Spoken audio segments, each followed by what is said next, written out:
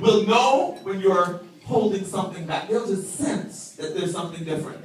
And if you can be truthful with your spouse, there is a blessing in that.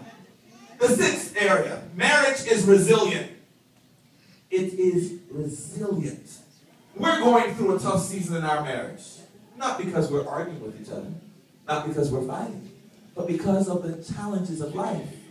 But we made an affirmation to each other standing 10 years ago. Pastor Douglas was one of the ministers that was there when we got married. But we have weathered the storms because marriage, by God's design, is to be resilient.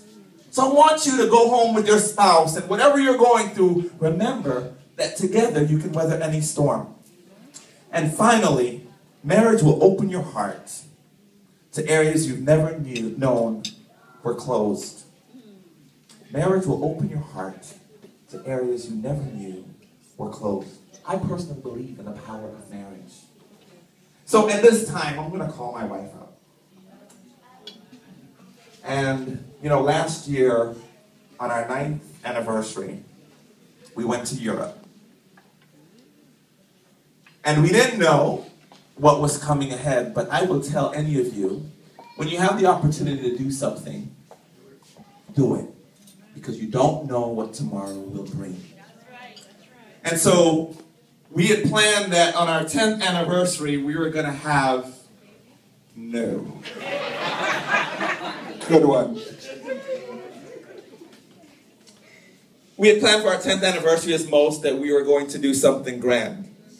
And as we stand here today, it looks like we won't have that opportunity this year. But this morning, I went back to my vows. And I took them word for word as I said them 10 years ago. And she didn't know that we were going to do this. But for me, as I share with you, I can only share out of my experience. Nobody can be more than they are. Our former pastor, Pastor Headley Deacon, was one man that taught us that. You can only be who you are. And in marriage, everybody has their identity.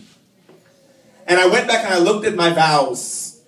And as I was asked to share with you today, I want to affirm to my wife my vows that I made 10 years ago. And I'd like you to indulge me for a moment. Because no matter what happens in our lives, we face it together.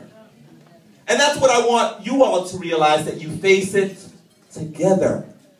And for me, family comes before ministry. Because if your family isn't right, you can't minister right.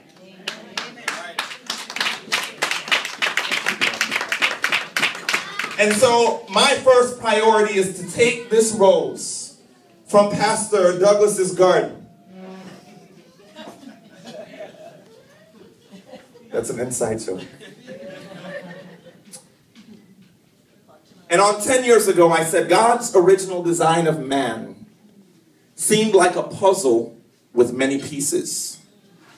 It appeared like many pieces seemingly coming together. However, there was only one correct match for everything God designed. Today, Thielen, you are my match. And you are completing God's masterpiece for my life. Thielen, as I look into your deep, dark, brown eyes, you are more beautiful than you were 10 years ago. More lovely, and like my masterpiece, you are priceless. As I think about our masterpiece, you are the woman for whom I have prayed and fasted to be my wife, my partner, my companion. You alone are the one with whom I want to serve God, to establish a home, and to raise a godly family. As my masterpiece, I promise I will cherish you continually, love you, pray for you, protect you, and never forsake you all the days of my life. Having received this gift of God and God's love and grace to commit my love to you, I will love you with an unselfish love that will never give up, an abiding commitment that will never break, and an unspeakable joy that will grow for as long as we both shall live. I love you.